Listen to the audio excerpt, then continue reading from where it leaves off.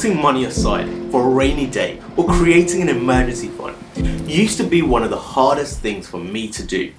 Every month when I got my paycheck, there was always some new gadget I wanted, or maybe a few too many mates' birthday parties with nights out that would just push my budget to the limit. Or maybe I wasted the money away on another potential business idea. Now all this meant that no matter how much money I was earning, I would always end up living paycheck to paycheck. It got to the point where I almost got comfortable that this is just how life was supposed to be lived. But obviously, this was no way to be living. Having that fear of not knowing what to do if my car was to break down, or having to take an emergency trip abroad to see a family member, or maybe becoming ill and not being able to work anymore. With fears like this going through my head, I knew I had to make a change and go from being like, Monica, why don't you just pay for it yourself? How? I don't have any money. Becoming more like Chandler. Well, I have some. How much? Well, close to...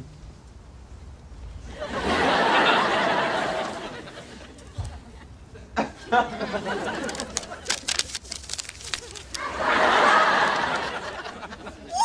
are you kidding me? However, like I said, every time I tried to save any kind of money, something would always come up, and each month I would be left with nothing more than what I had in my account the month before. That was until I learned this easy 3-step process. Now every step in this process is probably something that you have heard before, because I also heard every point countless times before as well. However, something would always come up for me to not follow through and stick to this 3-step plan religiously. Now the 3 steps are budgeting, pay yourself first, and visualize the goal. Now let me put these 3 into context and dive into them a bit deeper so you can understand what I mean by this. So number 1, budgeting. This is such an important factor if you want to ever reach financial freedom, or just to be able to afford the finer things in life that you want, or even just the necessary things you want in life as well. But when it comes to saving up for an emergency fund, budgeting is a huge factor, because before you do anything, you need to set a goal of how much you want to save up. And the easiest way to define this is to know exactly how much you spend on a month-to-month basis. Now I created a video about budgeting before, and you can find the link for that video up here and in the description down below. But once you know how much your living expenses are each month, I would then recommend to multiply this by 3, 6 or 12. Maybe start off with 3 and then work your way to 6 and then to 12. Because if you can set aside at least 3 months worth of expenses, it will just give you that peace of mind that if something was to happen, you'll be able to continue your life stress-free for at least a quarter of the year. Now number 2, pay yourself first. Once you have identified how much your budgeting goal is going to be, let's just say it's £5,000.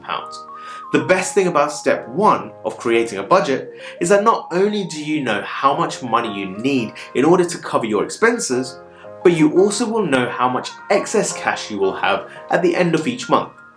So naturally you will be able to work out how much you could comfortably set aside each month.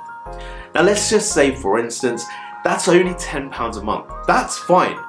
But obviously, the more you can save each month, the quicker you'll be able to hit that target value that you set. Because it doesn't take a maths genius to realize that if you were to only save £10 a month, it will take you 500 months or about 42 years to save up enough money to achieve your emergency fund.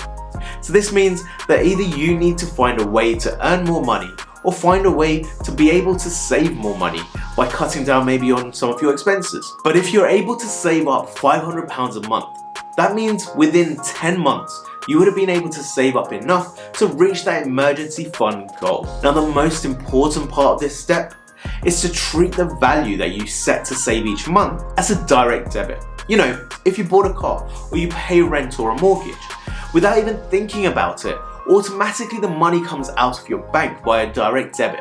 Now this is exactly how you should think about your savings as well. Set up a standing order that transfers a fixed amount each month into a savings account or an investment account, and then just forget about it. Act as though the money is not even there, unless it comes to the point when you are actually in that emergency and you need to use it. Now finally, the 3rd step, visualization. This is one of the most effective methods of achieving anything in life.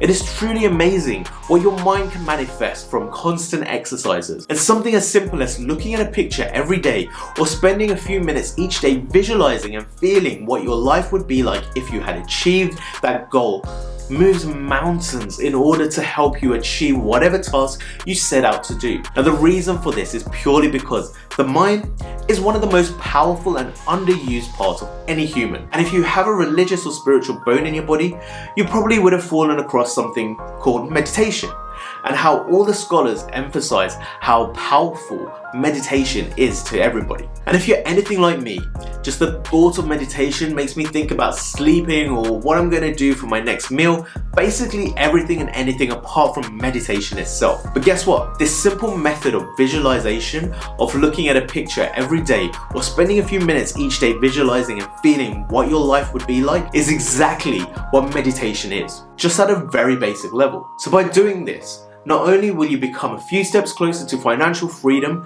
but you will also become a few steps closer to being one with yourself. And within no time, you will check your bank account one day and all of a sudden see that you have totally smashed your goal of saving enough money for an emergency fund. So I hope these 3 steps will help you to achieve that goal of creating an emergency fund. And once you realize and experience how easy it is to do that, you now will have a skill and method to save up for anything you want in your life. And trust me, these small habits, if put into practice, will help you to strive and work smarter in order to one day hit that ultimate goal of financial freedom. That's it from me today.